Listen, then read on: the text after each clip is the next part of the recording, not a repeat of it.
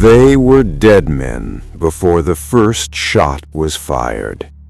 300 souls, forgotten by their high command, locked behind cold stone walls while the world they knew burned to ash.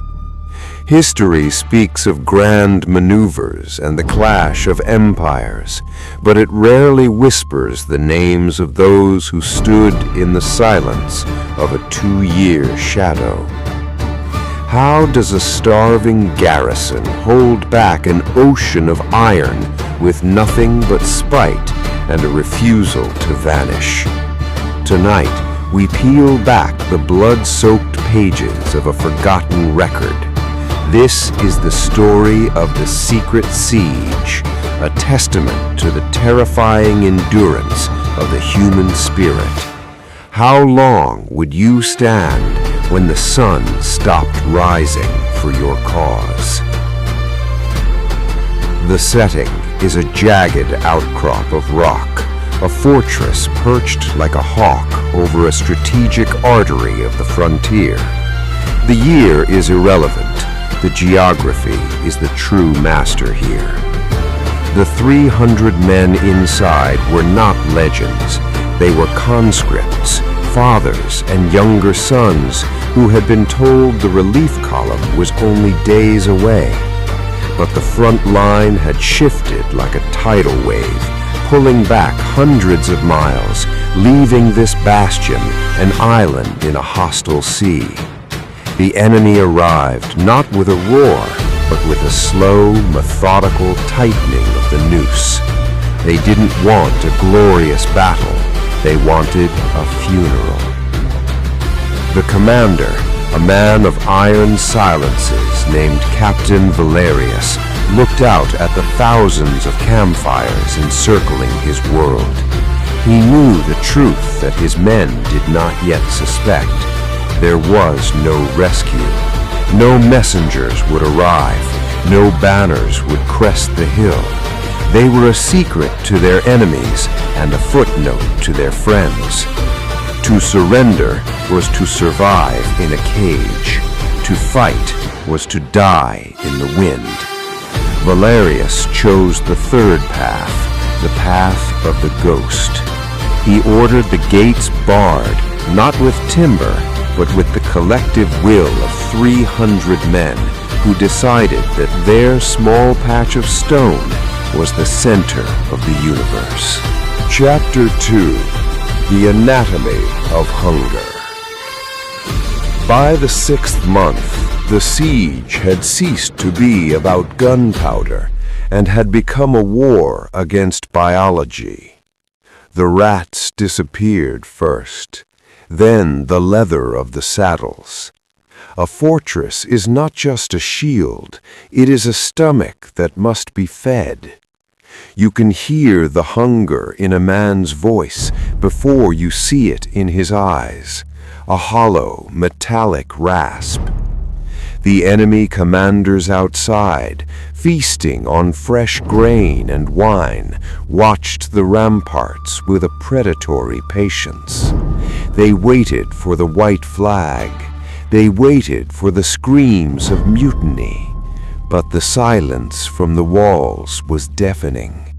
It was a psychological weapon that began to bleed the morale of the besiegers. How do you maintain discipline when the last of the grain is gone? Valerius instituted a ritual of the full dress. Every morning, despite their protruding ribs and sunken sockets, the men were required to polish their brass and sharpen their steel. They stood on the battlements, statues of defiance, looking down at an enemy 10 times their size. It was a grand theater of the macabre. The 300 were no longer soldiers. They had become a collective entity, a single heartbeat echoing against the granite. They shared every scrap, every drop of rainwater, and every whispered fear. In the dark, they weren't just holding a fort. They were preserving the idea of themselves. Chapter 3: The Winter of Lead.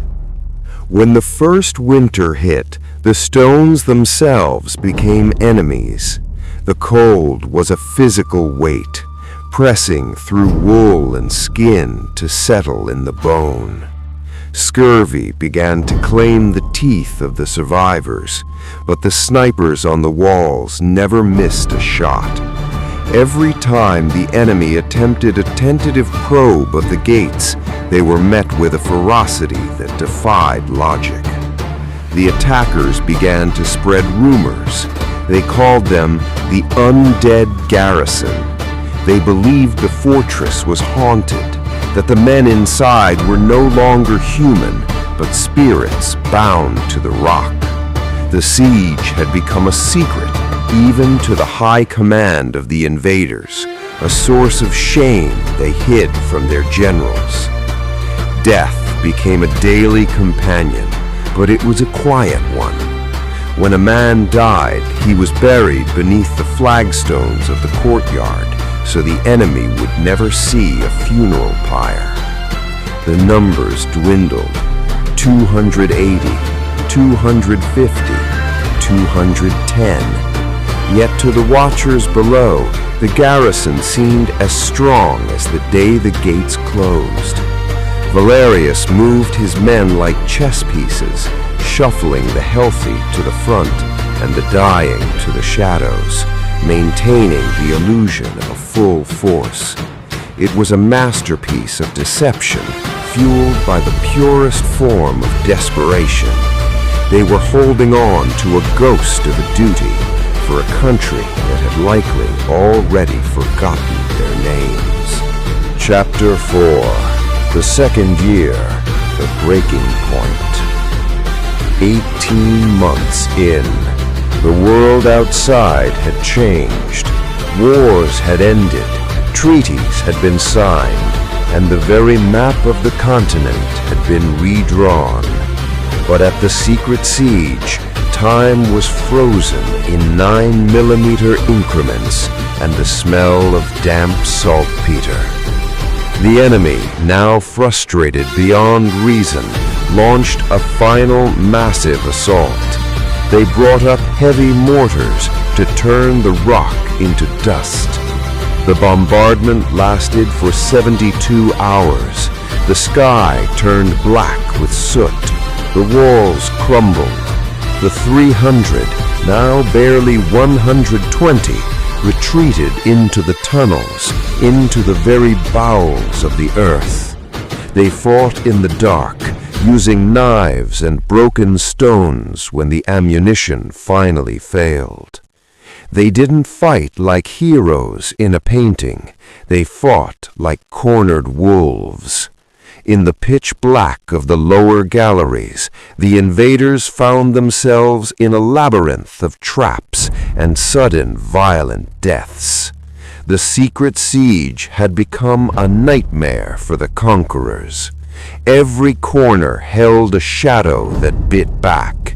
It was here that the legend was truly forged, not in the sunlight of the ramparts, but in the suffocating heat of the tunnels, where 120 starving men forced a professional army to retreat in terror. They had survived the impossible, but the cost was their humanity. They were the rock, and the rock was them. Chapter 5: The Empty Gates. 2 years to the day, the enemy finally gave up. Not because they were defeated by arms, but because they were defeated by the sheer, exhausting weight of the garrison's existence. They marched away, leaving the fortress behind as a cursed place.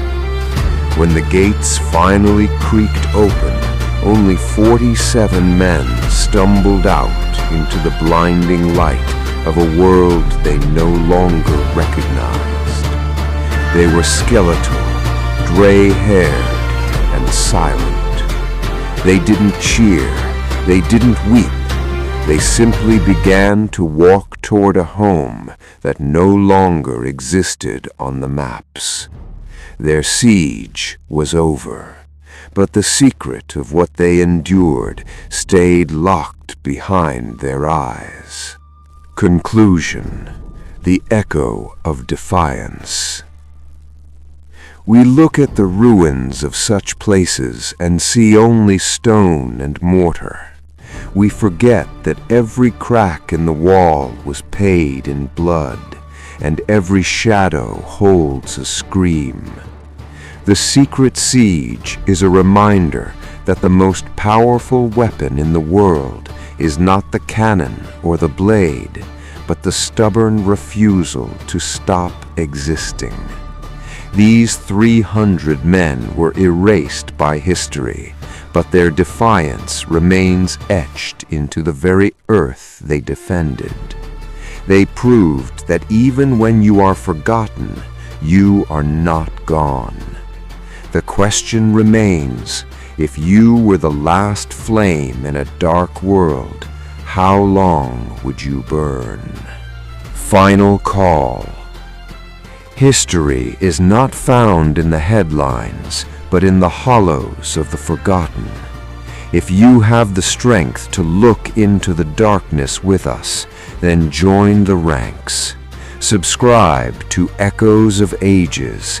Hit the notification bell to hear the next cry from the past, and tell us in the comments, would you have held the gate or sought the mercy of the cage?